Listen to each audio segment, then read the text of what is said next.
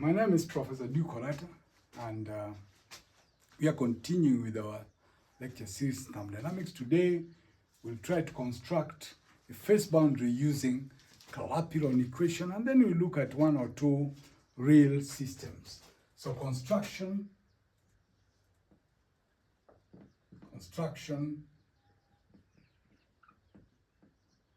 of phase boundary using Clapeyron Equation.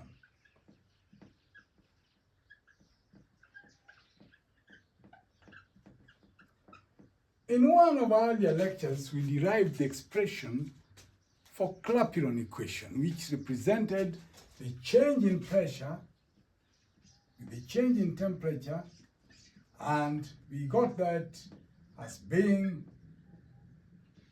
delta S, which is the molar entropy change, that transition, divided by the molar volume change. Now, how do we apply the Clapeyron equation in constructing the phase boundaries? For example, let's take a simple case of carbon dioxide. So we have solid, liquid, and gas.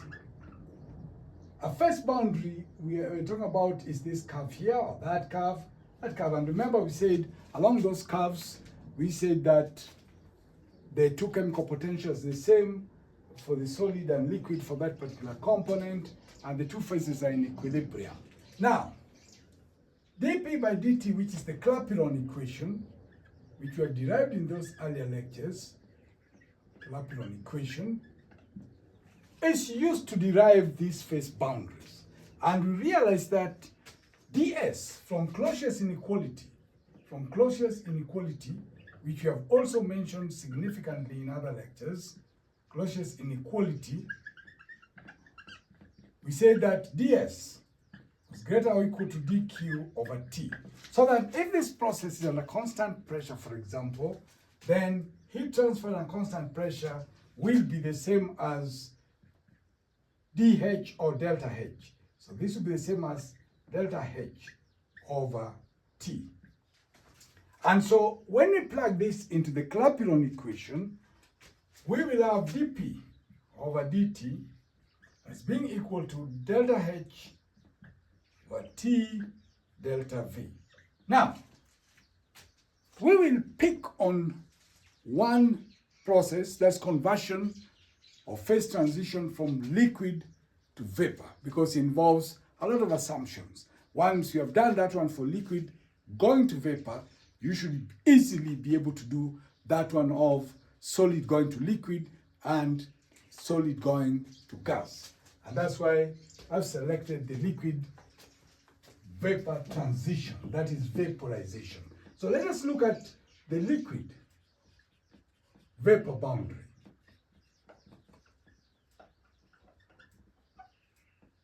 Now, in the liquid vapor boundary, the delta H, here we have liquid going to vapor.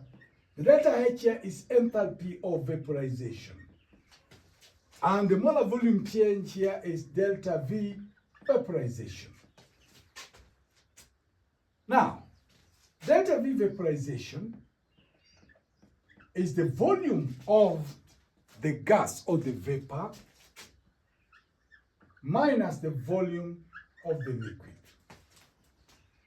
And we know from basics of kinetic theory of gases that the volume of the gas is much greater than the volume of the liquid. So we can assume that this is purely the volume of gas. And this puts us in a nice state.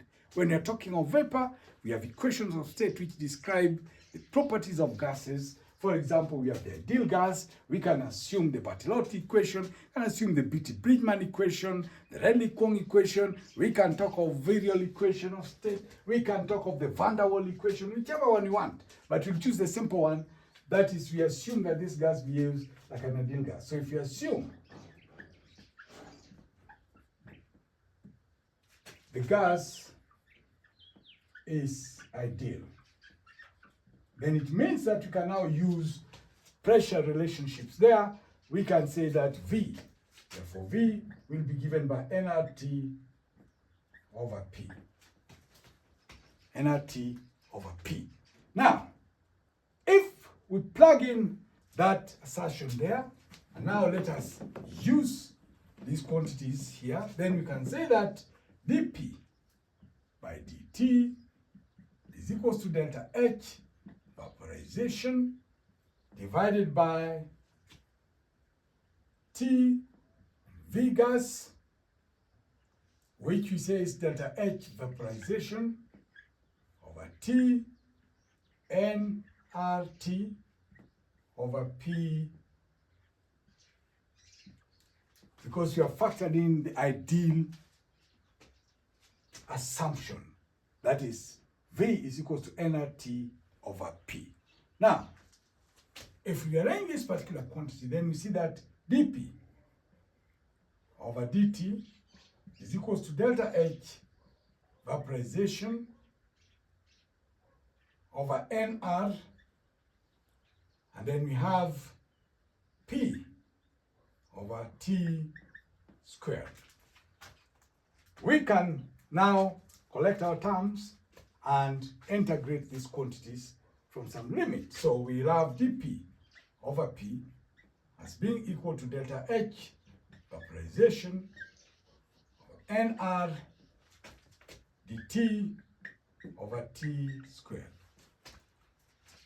We are familiar with these quantities and we are able to integrate them now easily using the identities. One, we know already that this integral identity on integration gives us natural log of x plus c. And you have already said in other lectures, natural log is log to base e, not log to base 10. So if you want to convert it log to base 10, you multiply by a factor 2.303. Now, another thing which I want you to remember is the issue of exponents.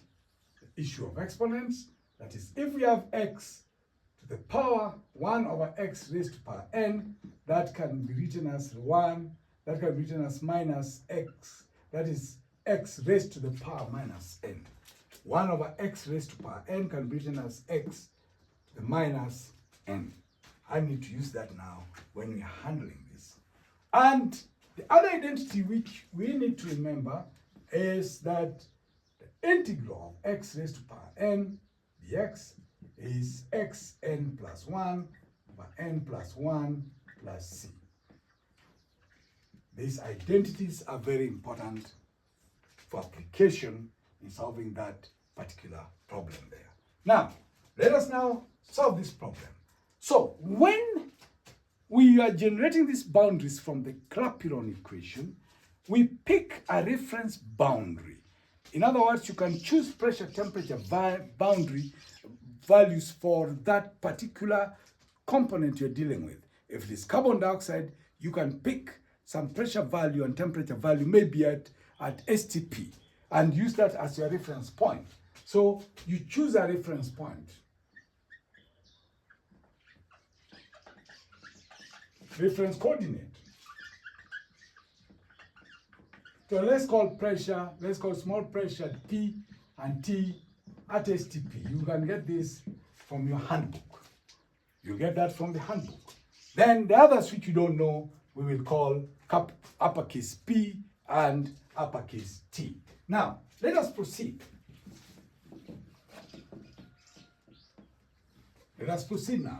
So if you integrate this quantity, now if you integrate this quantity from that reference point P, small p, to capital P or uppercase P, and integrate this also from small t to uppercase T, what do we get? Using those identities, this end will get natural log of P to capital P, small case p, is equals to delta H VAP over NR. Then we have that is the integral, remember, the integral of T squared, remember integral, just note that, integral of t squared.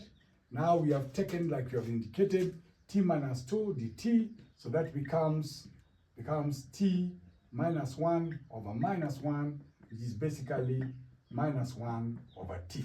So we have minus 1 over t, t small t. Remember that identity? We have taken it up, so becomes t squared, 1 over t squared becomes t raised to power minus 2. Then, of course, when you integrate, that will be minus 2 plus 1 divided by minus 2 plus 1, so it's minus 1 over t. So basically what we have here now is natural log of p minus natural log of small p is equals to delta H VAP vaporization over NR into minus 1 over T minus 1 over T, then we have minus 1 over small t. So this becomes natural log of P over small p. Remember, we just used the identity, that is natural log of m minus natural log of n is simply natural log of m over n. So that logarithmic identity is the one we have applied here. So we have p over small p, and that is equals to delta H VAP over NR. That becomes 1 over T, 1 over small t minus 1 over uppercase T. So you now are ready to go in terms of constructing your values. Now you have your reference, which we said is P and small t. Now you want to generate the values for P and T. Very easy. So you know what your small p is, you know what your small t is. You pick, if you pick a value for P, capital uppercase P, you get a value for T. So you get your values P1, T1, P2, T2, and so forth and so forth. And you can now plot your gas boundary, that is liquid going to gas. You just plot those points. You have a reference point, and now from that reference point, you build the other points. The whole process is repeated for solid going to liquid. Again, in that particular case, the enthalpy will be the enthalpy of fusion or melting divided by the molar volume change when we have the process of melting. That is volume of liquid minus volume of solid. And then you choose your reference point, like you have chosen our reference point, small case p and t, and then from the equation, generate the other values for uppercase tp and uppercase t. In the case of sublimation, let me just highlight these points for you so that you are able to work with the other ones. We say for the solid liquid boundary,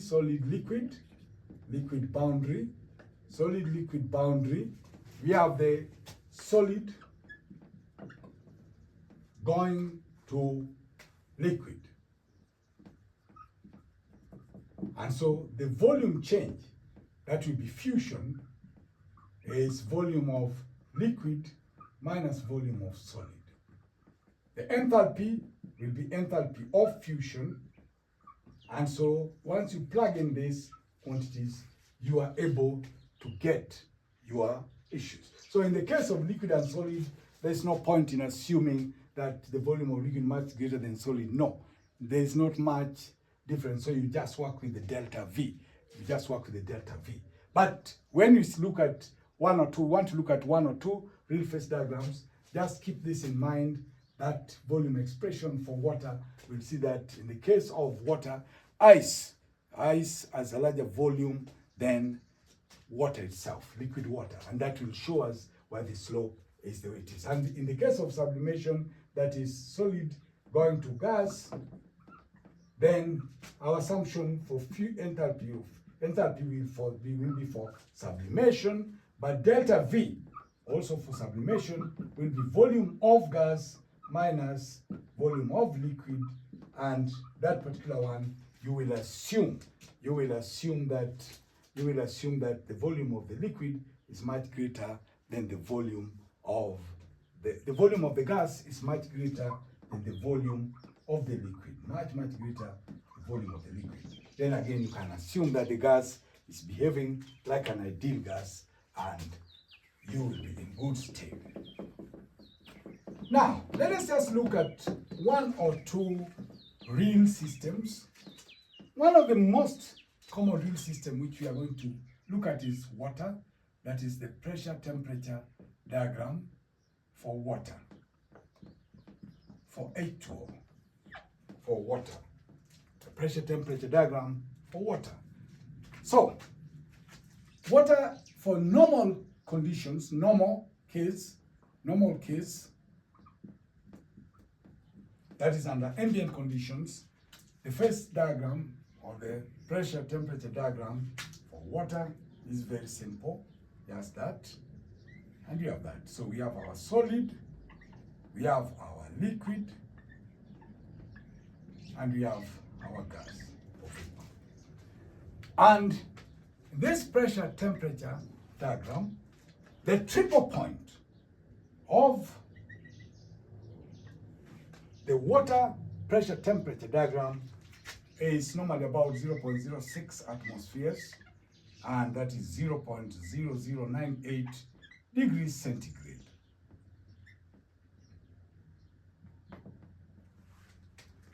And you notice the most important thing I want you to notice here, because we are talking about water a lot, and we are talking, especially when we are talking of steam power plants, water plays a critical role. So it's very important to know its characteristics in terms of pressure, temperature, behavior, profile.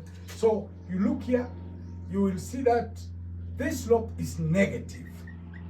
And it is negative because the enthalpy, that is the change in the molar volume of water, is a case where the volume, we have volume of liquid minus volume of solid. And it turns out in the case of water, under normal conditions, that the volume of the solid is greater than the volume of the liquid. And that explains why we have that negative curvature there, curve there. Very important for us to note. That's the triple point. But water at high pressures, and water is one of the most important fluids. So it's very important to know the properties of water. At high pressures, where probably at very high pressures, there is modification in the water-water bonds. So at high pressures, the pressure temperature profile is significantly different.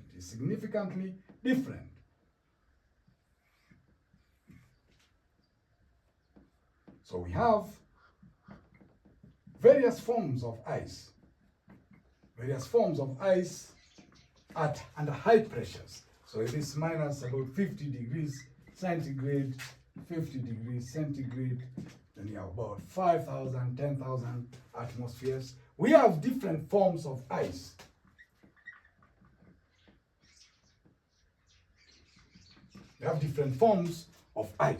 You see ice 1, ice 3, ice 1, ice 2, ice 3, ice 5, ice 6. And it is possibility, because there's a possibility that there's significant substantial modification on the water bonds when you're dealing with high pressures. Like if you look at our discussions on steam power plants and so forth, and the Rankine cycle, then it will give you some good idea about why water is particularly important. And this is at high pressures.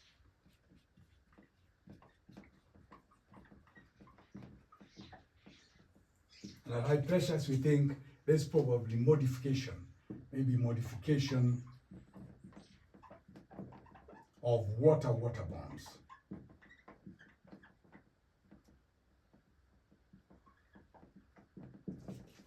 So if you look at the normal one and one at high pressure, very significant difference. Also for carbon dioxide, let us look at carbon dioxide. We said we're just looking at a few real examples. Let us look for carbon dioxide. For carbon dioxide,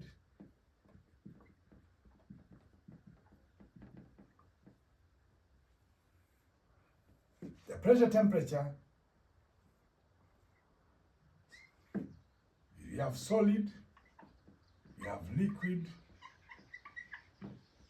and you have gas. And always don't forget some temperature corresponding to that. That is the temperature which we call TC. TC is the critical temperature, and above that critical temperature, you cannot distinguish between gas and you cannot distinguish between the two phases. We are at the critical point, and that is very, very important. For example, if you look at our lectures on supercritical Rankine cycle, then you see that when you operate above the critical temperatures, how will our cycle pattern look like? It's very important for us to remember that above that, it's all vapor. You cannot distinguish between those particular two phases. This is the critical temperature. And for carbon dioxide, now you notice that the slope between solid and liquid is relatively is positive. And that is simply because in this particular case now, the volume of the liquid is definitely greater than the volume of the solid, unlike in the case of water, Now, another interesting one is where we have an anisotropic change, where we can have solids coexisting in equilibrium. That is the one for sulfur. In the case of sulfur, the pressure temperature diagram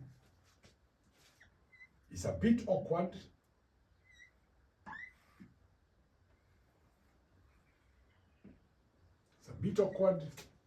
So we have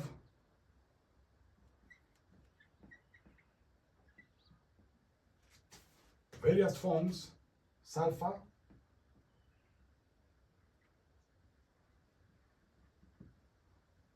thermodynamic, we have pressure temperature.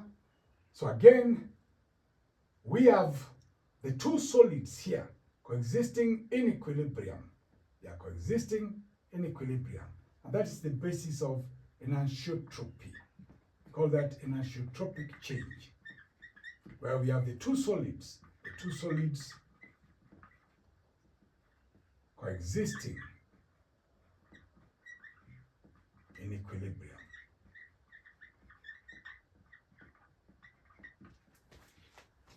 That's very important for us to remember that process, that here we have two solids coexisting together in equilibrium in the case of sulfur. And of course, you notice it has multiple triple points. That's a triple point. Let's call it P1, T1. It's a triple point. Call that P2, T2. For this three, that's a triple point. Where we have the anisotropic existent process, where we have the two solids coexisting together in equilibrium. So sulfur is a bit on the strange side. And then the last one, which we can mention also, is that of helium.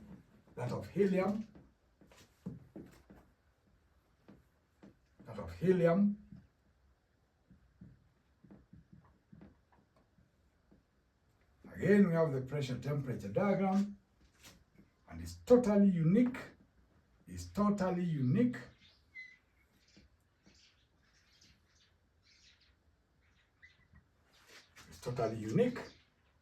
We have the pressure temperature diagram, and we have liquid helium-1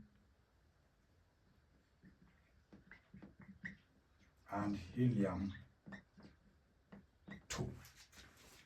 Helium is a very important gas, very, very important gas, and is used quite extensively in many, many things.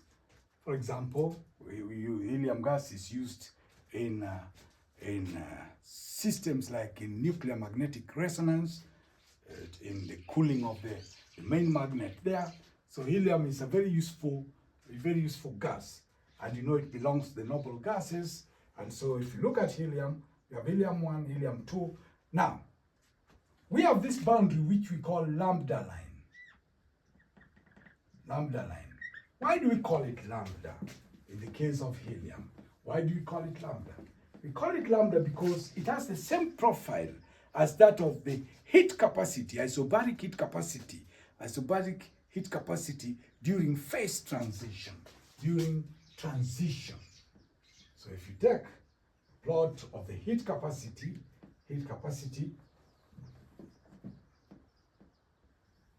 versus temperature, you find it has that shape. So we call it lambda line. So we have taken that from this shape of the heat capacity temperature profile. That's isobaric heat capacity temperature profile. That's where we have given that the name lambda. So it resembles, the behavior there basically resembles what we are seeing in this capacity and during the temperature transition. Now, helium 1 behaves just like a normal liquid. Helium 1 behaves like a normal liquid.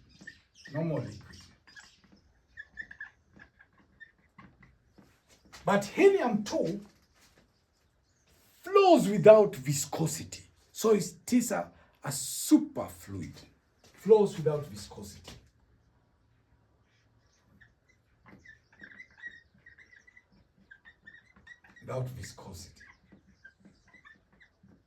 So it's referred to as a superfluid.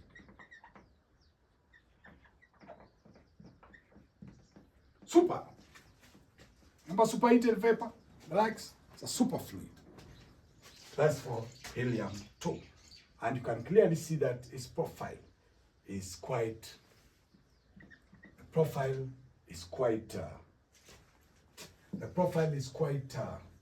unique. Helium 1, helium 2, lambda line, behaves like a normal liquid, flows without viscosity, a superfluid.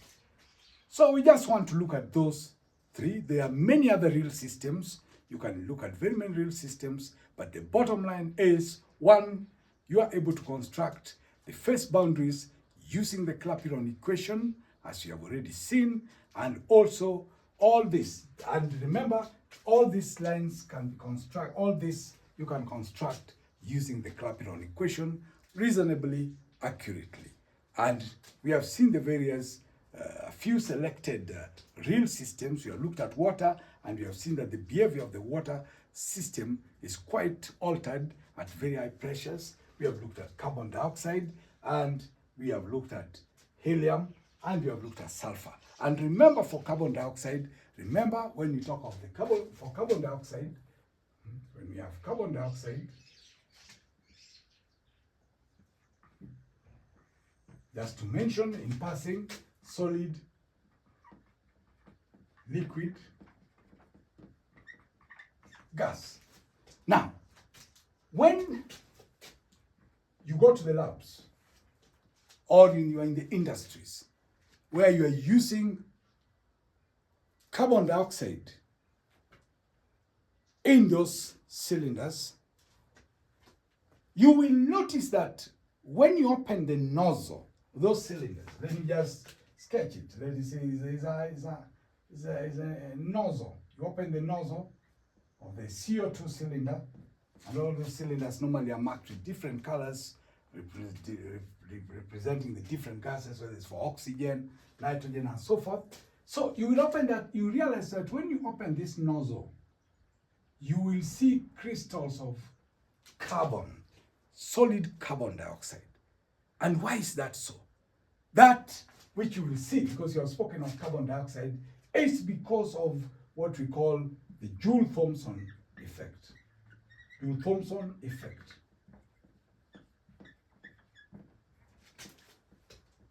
And the Joule's experiment, which we have discussed elsewhere, we saw that the change in temperature was proportional to the change in pressure. The change in temperature is proportional to the change in pressure. So, when you have the carbon dioxide in this cylinder at extremely high pressure,